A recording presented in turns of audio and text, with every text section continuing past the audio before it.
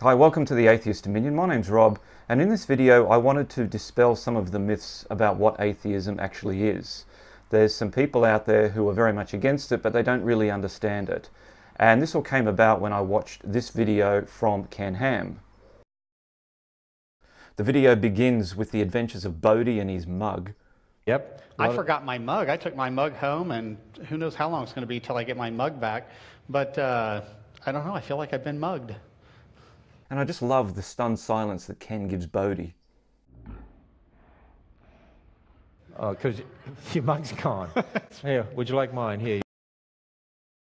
And somebody said that atheism is not a religion. Yes, it is. Yes, it is. Well, Yeah. you know, it's funny how people They say have that. beliefs. Yeah. If they don't have a religion, then why are they opposing religious Yeah. claims? I mean, It's can that an simple. atheist come in here and say, I can prove to you absolutely there's no God? Of course they can't. not. So the first question is, what is atheism? Well, that's an easy one. Atheism is simply a lack of belief in any gods or deities or supreme beings. Why? Because there is no evidence for them. It's no more complicated than that. Atheism is simply a lack of belief in any gods or deities or supreme beings. Why? Because there is no evidence for them. It's no more complicated than that. Question 2. Are atheists out to prove that God doesn't exist? No, we aren't out to prove that God doesn't exist. It's not a mission of ours. We simply don't believe that any God or deities exist. I also don't believe in unicorns and the tooth fairy. Does that mean I have to go on a journey to prove that these things don't exist? Question 3 is atheism a religion? Absolutely not. Atheism, like I said, is merely a disbelief in any gods or deities. It has no dogma, it has no set of rituals, it has no rules. That's it. It cannot be a religion.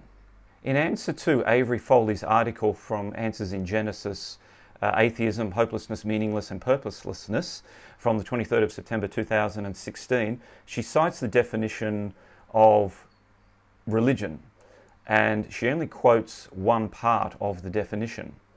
The one and only definition that she gives is a cause, principle or system of beliefs held to with ardour and faith.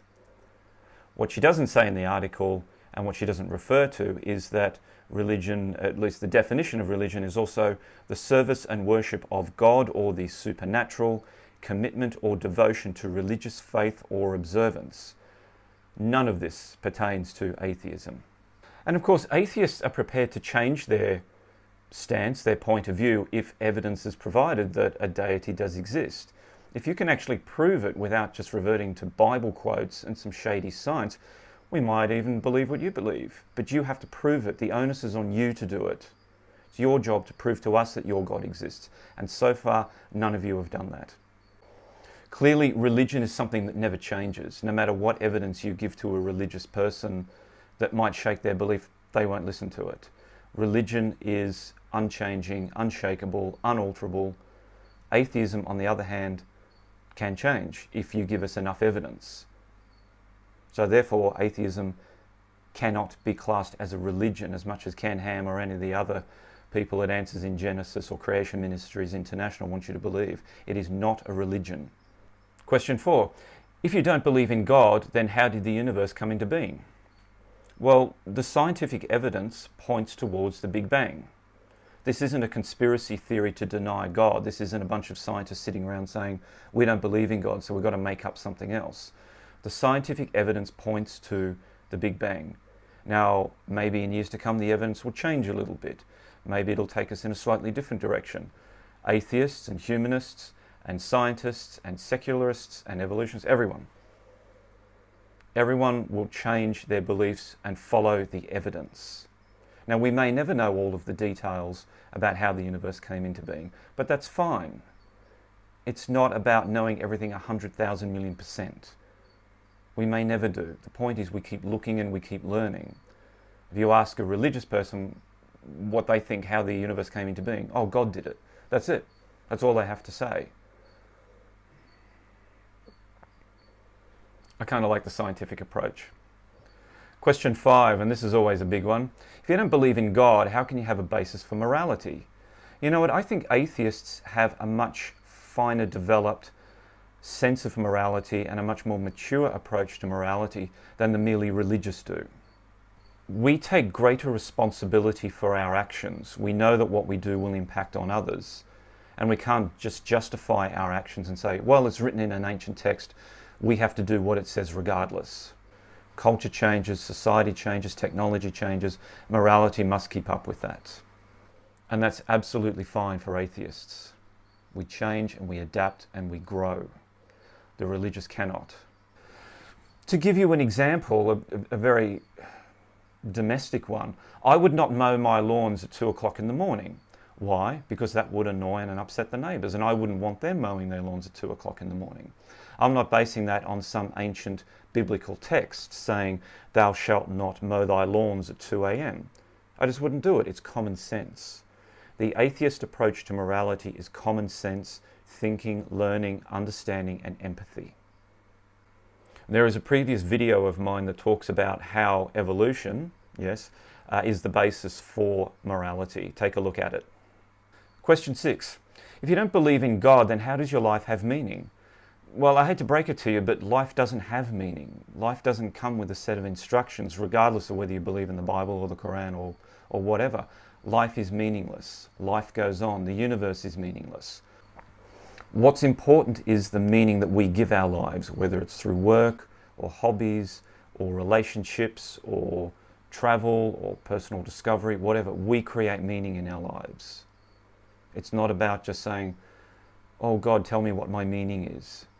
You find the meaning. You create your own life. You set your own meaning and be responsible for your actions. Question 7. If you don't believe in God, then why do you spend so much time denouncing religion? Well, take a look at the world around you. Look at what religion is doing. I mean, there's some pretty extreme, horrible stuff out there. Okay, here's what the Bible says, Leviticus 20:13. If a man also lie with mankind, as he lieth with the woman, okay, it says, even both of them have committed an abomination. They shall surely be put to death, their blood shall be upon them. And that, my friend, is the cure for AIDS. It was right there in the Bible all along. And they're out spending billions of dollars in research and testing. It's curable. Right there. Because if you executed the homos like God recommends, you wouldn't have all this AIDS running rampant. How old is he? 15 years. 15 years. Why did he decide to become a suicide bomber? د اسلام په لاره کې یوازې ځان قربانول. Americans have been sympathetic to our bushfire victims, except the worshippers at this small church in Kansas. God hates Australia. Using images of the deadly fires, an internet message from Fred Phelps, self-proclaimed pastor of the Westboro Baptist Church, spews hatred aimed at Australia.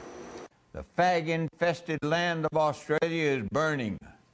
The fire of God's wrath is sending hundreds of those filthy Australian beasts straight to hell. But he's Muslim and he get out of Islam. He doesn't want any more. What we're going to do is kill. Kill. Yeah, qatl, kill. Then have to kill. You understand? We're talking about Islam. If you want to turn the channel, go ahead, fool. Turn the channel. If you want to learn something about God, shut your mouth and listen to me for a minute. It don't matter how big or how hot shot you think you are for the executive for IBM. I mean, give me a break. What you do for a living has got nothing to do with what really matters to God. God said He chose the foolish things of this world to confound the wise. Do you know if you're an intellectual, you'll probably end up in hell for it? This is how British children are being taught to read the Quran. In a Muslim faith school in the north of England.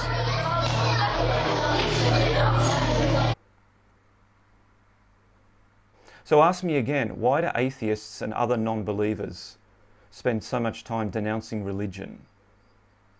Thanks very much for watching. Glad you saw the video, and if you like what you see and you like the channel, hit the subscribe, and I'll see you again soon. Bye.